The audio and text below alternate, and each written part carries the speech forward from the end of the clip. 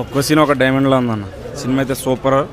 యాస్ట్రాస్ films బ్యానర్పై వచ్చిన cinema, భారీ అంచనాతో వచ్చిన సినిమా, భారీ బ్లాక్ బస్టర్ కొట్టింది. ఫస్ట్ హాఫ్ అయితే వేరే లెవెల్లో ఉంది.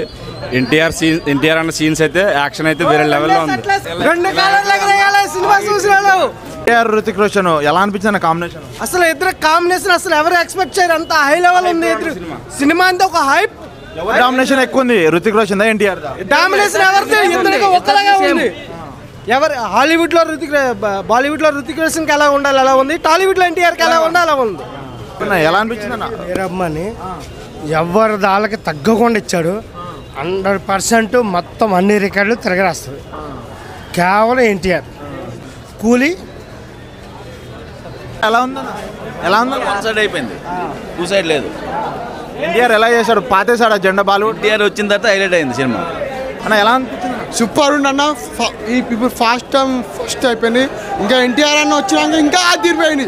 ఫైటింగ్ అయితే ఇంకా అదిరిపోయింది. చెప్తాను కదా, ఎన్టీఆర్ అంటే గొప్ప ఎవరు లేరు, ఏ హీరో లేరు. ఎన్టీఆర్ అంటే జై ఎన్టీఆర్ కాలర్ వేసుకొని చెప్తున్నా. ఎన్టీఆర్ అంటేనే తర్వాతనే ఎవరన్నా ఎన్టీఆర్ కాలర్ ఎప్పుడు కాలర్ వేసుకొని ఉండాలి. ఎన్టీఆర్ అన్న తర్వాతనే ఎవరన్నా ఏ హీరో అన్నా, ఎన్టీఆర్ అన్న తర్వాత ఏ హీరో అన్నా.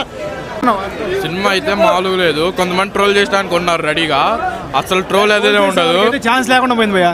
ట్రోల్ చేసే వాళ్ళకి ఛాన్స్. టీఎఫ్ఐ మొత్తం ఒకవైపు ఉన్న ఎన్టీఆర్ అన్న మాత్రం ఒకవైపే ఉన్నాడు. ఖచ్చితంగా ఫైట్స్ అయితే హాలీవుడ్ రేంజ్ లో ఉన్నాయి. ఎన్టీఆర్ రుతిక్ రోషన్ డామినేట్ చేశాడు. హాలీవుడ్ రేంజ్ లో అయితే ఉన్నాయి ఫైట్ లో. అది